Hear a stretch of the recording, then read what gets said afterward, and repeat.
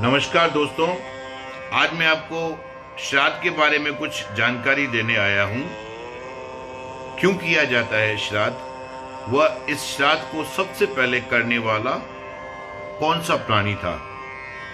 सबसे पहले मैं आपको बता दूं, अपने पितरों के निमित्त किया हुआ आभार प्रकट करने वाला, उनके नाम से तर्पण, उनके नाम से पिंडदान, उनके नाम से ब्रह्म भोज, उनके नाम से कन्या को भोज करने वाला, कन्या को भोज कराने वाला, वह श्रद्धा से किया गया कर्म श्राद्ध कहलाता है।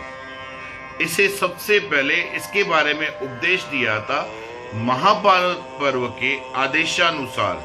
मतलब उसमें लिखा हुआ है कि महर्षि अत्रि मुनि ने इसके बारे में व्याख्यान किया था, इसके बारे में उपदेश दिया था, जिसे सुनकर महर्षि नेमि ने अपने पितरों के निमित्त कार्य किया था, अपने पितरों के निमित्त तर्पण, ब्रह्मभोज, पिंडदान किया था।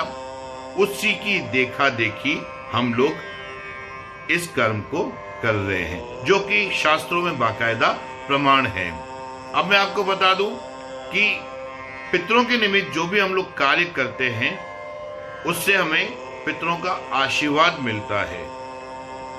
शास्त्रों में कहा गया है कि भाद्रपद मास की पूर्णिमा से लेकर अश्विनी मास की अमावस्या तक ये 16 दिवस जो है पितरों के दिवस माने गए हैं। इन दिनों में यमराज, जो कि मृत्यु के देवता हैं, इस पक्ष में अपने लोक में आए हुए पितरों को मुक्त कर देते हैं और उन्हें आज्ञा देते हैं कि जाओ अपने घर, कुटुंब, परिवार में आपके नाम से किए हुए कर्म को आप भोगो। उस कर्म को कौन करते हैं? हम लोग, जो कि हम उनके वंशज हैं, हम उनके अंश हैं। उनके निमित्त किया हुआ कर्म हम लोग करते हैं, जो कि पुत्र, पोता, कुटुंब, परिवार, हम अपने पितरों के निमित्त जो भी कर्म करते हैं, ब्राह्मण भोज, कन्या भोज करते हैं, उससे हमारे पितृ तृप्त होते हैं। यमराज के द्वारा आज्ञा दिए जाने के बाद 16 दिवस तक पितृ हमारे कुटुंब, हमारे परिवार में अपनी अपनी तिथियों में आकर के हमारे दिए हुए अन्न को, वस्त्र को, पिंडदान को, हवन को, यज्ञ को देख करके तृप्त होते हैं। दिया गया अन्नदान, उसको भक्षण करके तृप्त होते हैं। वह अपने लोक में वापस पितृ पक्ष के पूर्ण होने के बाद वापस अपने लोक में जाते हैं। जाते जाते आशीर्वाद देकर के जाते हैं। जैसे देवताओं का आशीर्वाद जरूरी होता है, देवताओं की कृपा दृष्टि जरूरी होती है, उसी तरह ही शास्त्रों में कहा गया है कि पितृ पक्ष भाद्रपद मास के जो 16 दिवस आते हैं, इन दिवस में पूरे वर्ष में ये 16 दिवस ये पितरों के कहे गए हैं। तो इसमें जितना हो सके अपने पितरों को तृप्त करिए, वह उनका आशीर्वाद लीजिए। हमारे घर में कई बार मैं देखता हूँ हम लोग गलती करते हैं। गलती क्या करते हैं? हम अपने देवालय में, हम अपने पूजा के स्थान पर अपने पूर्वजों की तस्वीर रखते हैं। मैं मानता हूँ वो हमारे पूर्वज हमारे पूजनीय थे, पर उन्हें कभी भी देवालय में नहीं रखा जाता, उन्हें कभी भी देवताओं के साथ मंदिर में नहीं रखा जाता। शास्त्रों में और वास्तु पुराण के अनुसार कहा गया है कि देवताओं के साथ में पितरों को न रखें।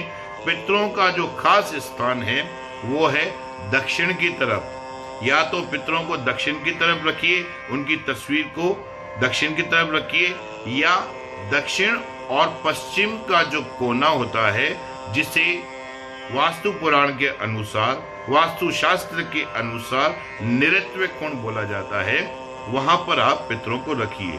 पर उसमें भी एक कंडीशन है, उसमें भी एक बात है, वो ये कि कहीं भी हम लोग कभी जैसे घर से बाहर जा रहे हैं या घर के अंदर प्रवेश कर रहे हैं, तो उन पितरों की तस्वीर के ऊपर हमारी नजर नहीं पड़े। तो नैऋत्य कोण या दक्षिण कोण आपके घर में जैसे सुविधा हो, जैसे ये दिशा दिखती हो, वहां पर आप ये पितरों को रखिए, वह उनको नमन करिए। एक गंभीर प्रश्न है जो मेरे साथ तो होता ही है, साथ साथ मैं मानता हूं कई ब्राह्मणों के साथ, कई पंडितों के साथ भी होता है। कई यजमान, हम लोगों के यजमान कहते हैं कि पंडित जी हम लोगों ने गया में श्राद्ध कर लिया है, तो अब हम श्राद्ध करें कि नहीं करें। तो मैं उन्हें यही बात कहना चाहूंगा कि श्राद्ध हमेशा करना चाहिए। श्राद्ध पक्ष में अपने पितरों को तृप्त रखिए। जितना आप तृप्त रखेंगे उन्हें, उतना ही हमारा वंशज, हमारा वंश फलेगा फूलेगा।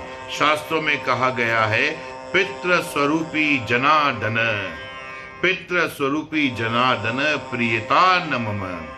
इसका मतलब ये होता है, हम अपने पितरों को पिंडदान नहीं कर रहे, हम सीधा पितरों के निमित्त उस जनार्दन को, उस श्री हरि को, उस श्री विष्णु को हम लोग पिंडदान कर रहे हैं। तो श्राद्ध पक्ष में हमेशा जितना हो सके, अगर आपके घर परिवार में, कुटुंब में पितरों के निमित्त गया जी का श्राद्ध हो गया है, उसके बाद में भी श्राद्धों को पूरा नहीं किया जा सकता। यानी उन पूर्वज के नाम का जो श्राद्ध है, श्राद्ध ही तो ऐसा दिवस है, श्राद्ध पक्ष ही तो ऐसा दिवस है जिसमें हम लोग अपने पूर्वजों को याद करते हैं। तो जितना हो सके श्राद्ध पक्ष में, अगर आपके घर में गया जी का श्राद्ध किया हुआ है उन पूर्वजों के निमित्त, या न किया है तो भी आप लोगों को श्राद्ध करना चाहिए। श्राद्ध का मतलब ये होता है, आप श्रद्धा से उस पूर्वज के नाम का कर्म कर रहे हैं, जिसके बदले में आप उनका आशीर्वाद प्राप्त कर रहे हैं। तो ये व्याख्यान मैंने आपको करके बता दिया है।